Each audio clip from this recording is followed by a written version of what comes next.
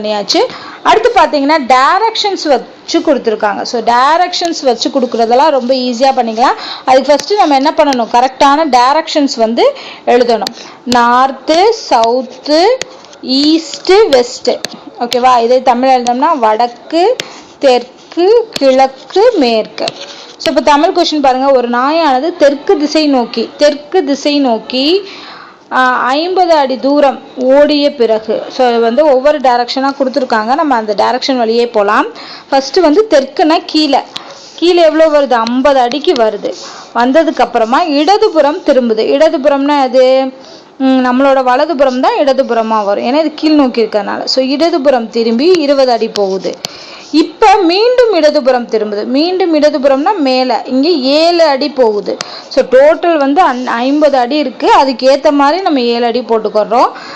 ஓடிய பிறகு இடதுபுறம் திரும்புது. அப்போ இடதுபுறம்னா அகைன் அங்கே ஒரு 6 அடிக்கு போயிட்டு மீண்டும் வலதுபுறம்னா இந்த மாதிரி மேலே திரும்பி 15 அடிக்கு போகுது.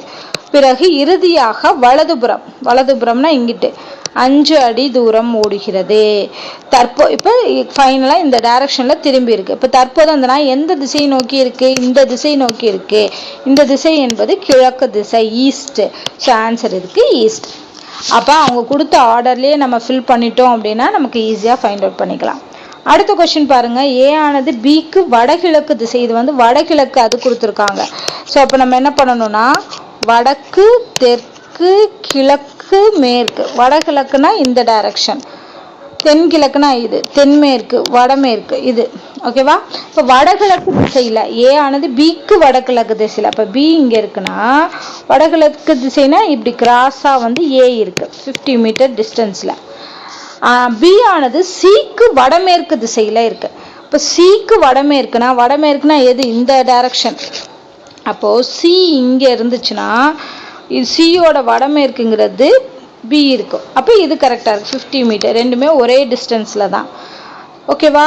அப்போனா ஏக்கு எந்த திசையில், இங்கே என்ன கொடுத்துருக்காங்க, ஏக்கு எந்த திசையில் சி இருக்குது. ஸோ ஏவோட கீழே தெற்கு திசையில் சவுத்து சைடு வந்து சி இருக்குது. ஸோ ஆன்சர் இருக்குது தெற்கு.